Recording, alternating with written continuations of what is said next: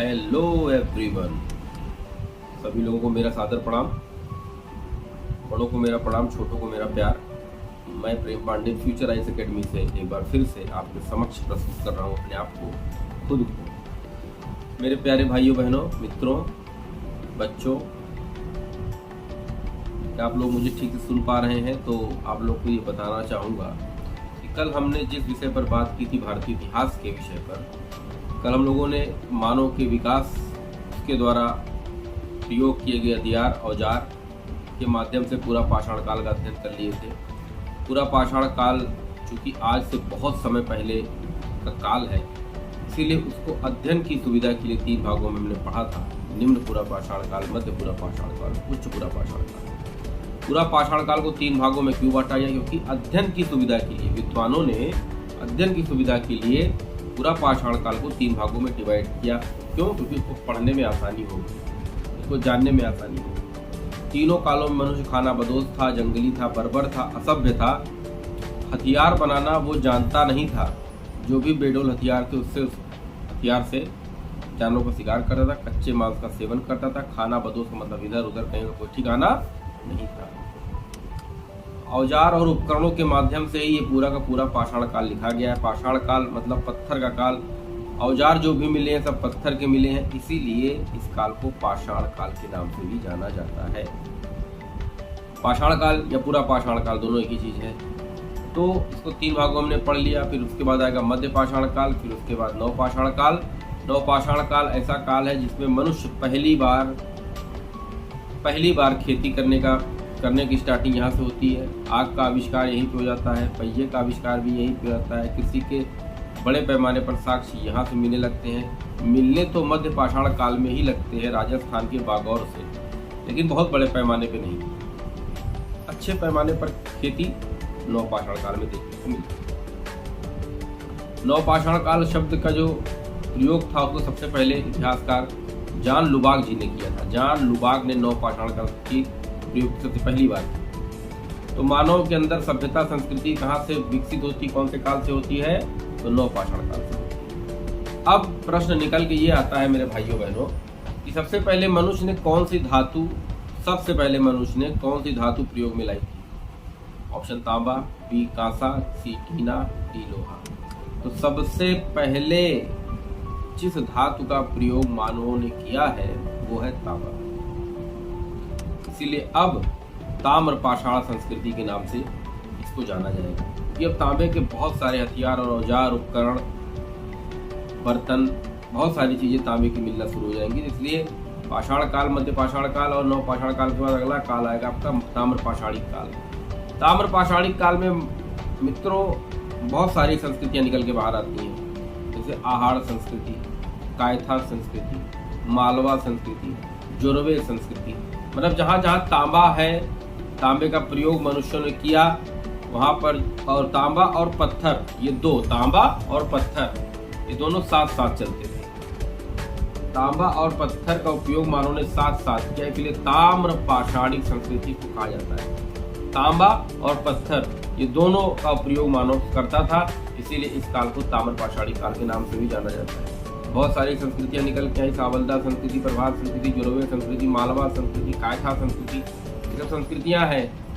इसके बारे में डिटेल आप लोग बुक से पढ़िए, एनसीईआरटी ले लीजिए। मैंने आपसे पहले भी कहा था कि इतिहास की भी एनसीईआरटी ले लीजिए, बहुत जरूरी है।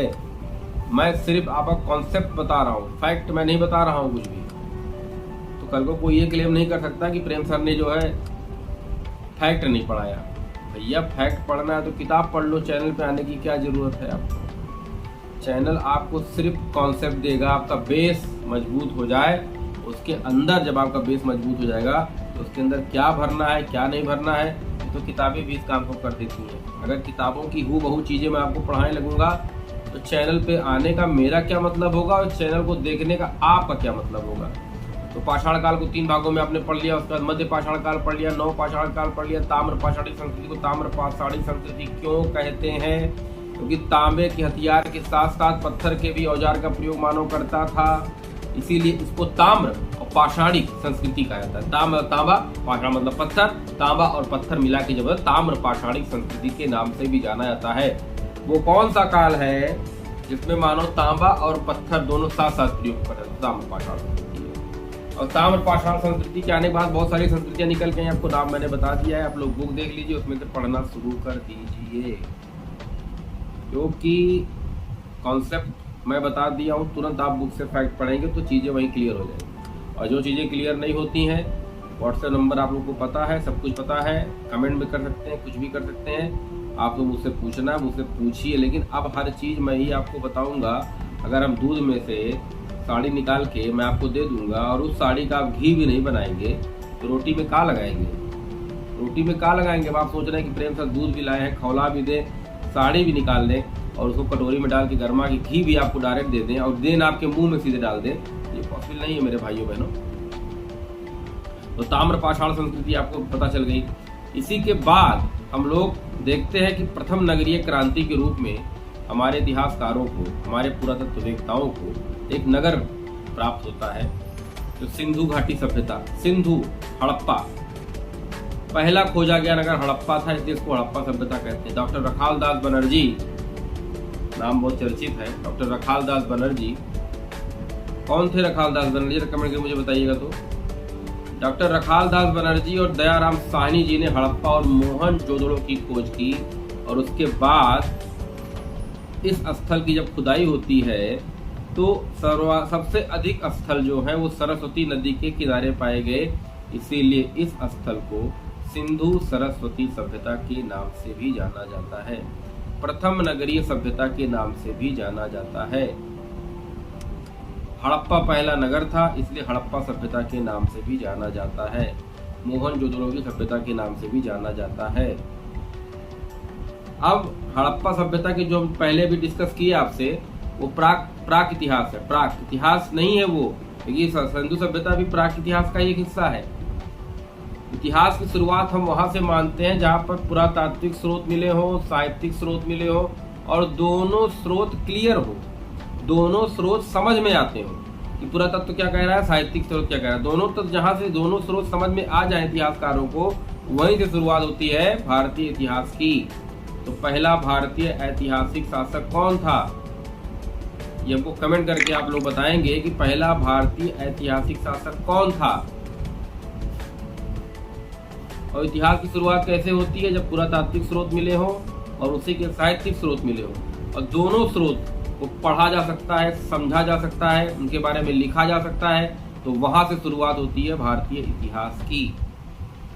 तो सिंधु घाटी सभ्यता पर डिस्कस कर रहे थे। पहली बार इतनी बड़ी संख्या में इतने सारे नगर का उद्भव देखने को मिलता है, जो विश्व में किसी भी सभ्यता में आज तक देखने को नहीं मिला। इतनी ज्यादा डेवलप सभ्यता भारत में, जो विश्व के मानचित्र को बदलने की क्षमता रखता है। मेरे प्यारे भाइयों बहनों, सिंधु घाटी सभ्यता में जो डेवलपमेंट था वो इस कदर था कि सड़कें जो थी वो समकोण पर काटती थी और सड़कें इतनी अच्छी थी, नालियां इतनी अच्छे थे, कमरे, अन्नागार, स्नानागार, सभा भवन जैसी बहुत सारी चीजें मिली हैं। घर के सामने बहुत जगह पे आपको स्वास्तिक का चिन्ह मिला है। सूर्य पूजा की बात की जाती, कहाँ सूर्य पूजा करते रहोगे। अगर इसके मैं राजनीतिक विचारधारा पर बात करूं तो ऐसा माना था कि व्यापारियों का शासन रहा होगा इस काल में, व्यापारी या वणिक वर्ग का शासन इस काल में रहा होगा। अगर मैं इसकी आर्थिक व्यवस्था पर उंगली उठाऊं या बात करूं तो यहाँ बार्टर सिस्टम था, वस्तुओं का लेन देन होता था। आप मुझे, मेरे पास दाल मैंने उगाई है, चावल आपने उगाया, दाल हमने आपको दाल दे दी, आपसे मैं चावल ले लिया, दाल चावल दोनों भाई मिलकर खा लिए।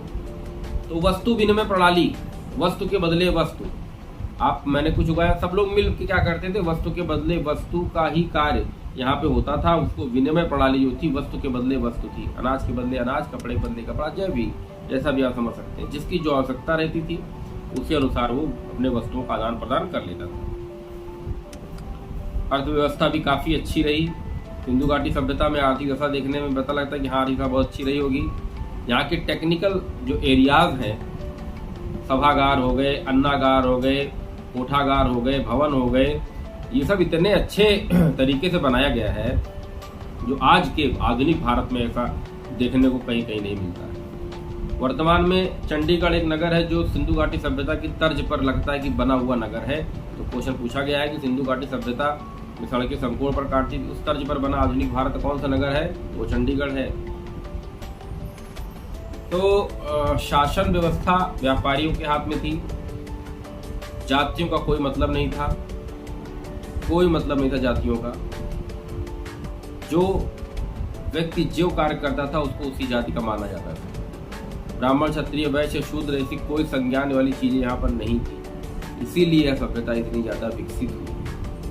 सिंधु घाटी सभ्यता को सिंधु घाटी सभ्यता के नाम से जानते हैं, सिंधु सरस्वती सभ्यता के नाम से जानते हैं, हड़प्पा सभ्यता, मोहनजोदड़ो, तमाम नामों से इस संस्कृति सभ्यता को जाना जाता है। डॉक्टर रखाल दास बनर्जी, दयाराम साहनी, लॉर्ड मार्शल के नेतृत्व में खुदाई करते हैं ट्रेन की पटरी डालने के लिए, तो नगर मिल जाता है उनको। तो उस नगर की खोज करते हैं कि कितनी दूर में नगर फैला था, तो पता चला कि लगभग 80% स्थल तो सरस्वती नदी किनारे पाएंगे, 20% सिंधु नदी के किनारे पाएंगे। परंतु सबसे पहले खुदाई सिंधु नदी किनारे के आसपास हुई थी, इसीलिए सभ्यता को सिंधु सभ्यता के नाम से भी जाना जाता है।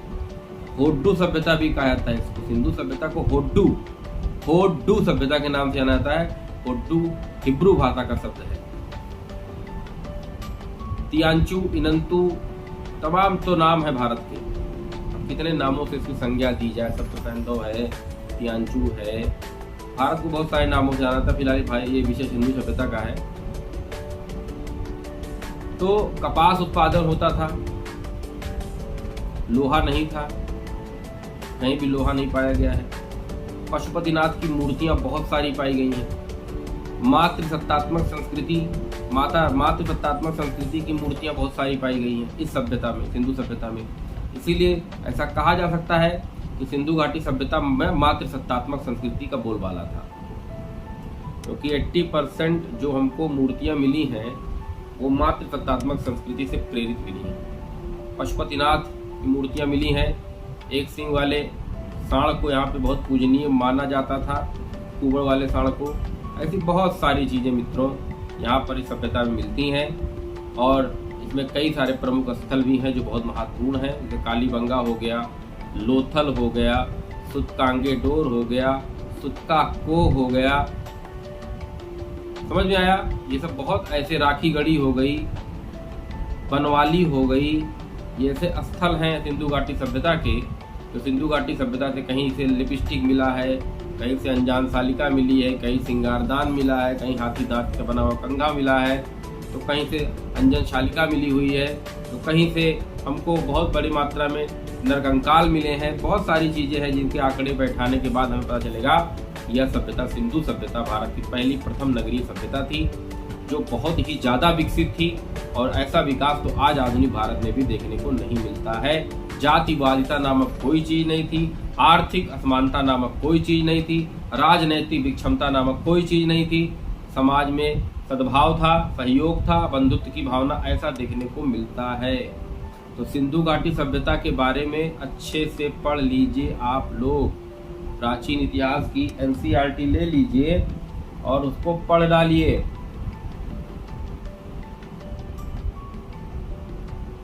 क्योंकि अगर आप पढ़ लेंगे तो कॉन्सेप्ट तो आपको क्लियर हो ही गया है। तो जो फैक्ट छोटे मोटे होंगे उनको पढ़ के एक कॉपी में नोट कर लीजिए कि कौन से स्तर से क्या मिला है। इतना डिस्कस नहीं करूंगा मैं, कौन से स्तर से क्या मिला है, कौन से स्तर से नहीं मिला है, ये सब मैं डिस्कस नहीं करूंगा। ये लोग आप किताब से पढ़िए NCERT। और जिन भाइयों बहनों को ये लगता है कि मुझे डिटेल में पढ़ाना चाहिए, कमेंट करिए सर हमको डिटेल में पढ़ाइए, एक एक स्थल आप डिटेल में समझाइए। तो मैं प्रयास करूंगा, आप लोग की ही क्षमता से मैं ये प्रयास करूंगा कि आने वाले समय में बाकायदा नोट्स वगैरह बना के एक एक पॉइंट को, एक एक मैपिंग के थ्रू आपको कौन सा स्थल कहाँ है, कहाँ पे नहीं है, ये मैं आपको बता सकूँ। इसमें आपकी सहयोग, आपकी इच्छा कैसी है वो बताइएगा। यदि आप चाहते हैं कि मैं डिटेल में चीज़ों को पढ़ाऊँ तो वो भी मैं करने के लिए पीछे नहीं हटूंगा मेरे प्यारे भाइयों बहनों।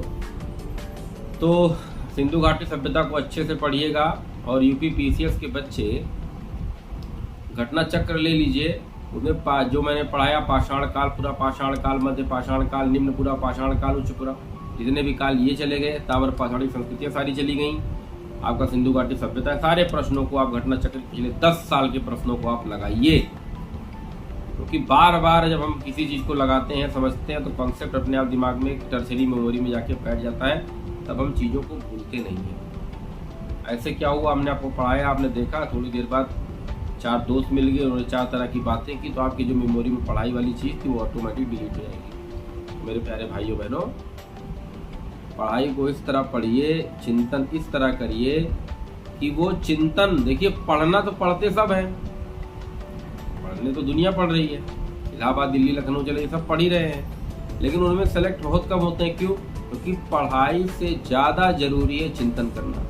हर व्यक्ति, हर विद्यार्थी, हर बच्चा बच्ची जो भी है, वो स्वयं से अपना निरीक्षण खुद कर सकते हैं, उनको किसी की आवश्यकता नहीं है। समय बहुत महत्वपूर्ण है मेरे प्यारे भाइयों बहनों, समय बहुत महत्वपूर्ण है। एक एक मिनट घड़ी का टिक टिक टिक टिक आगे ही बढ़ती जा रही है।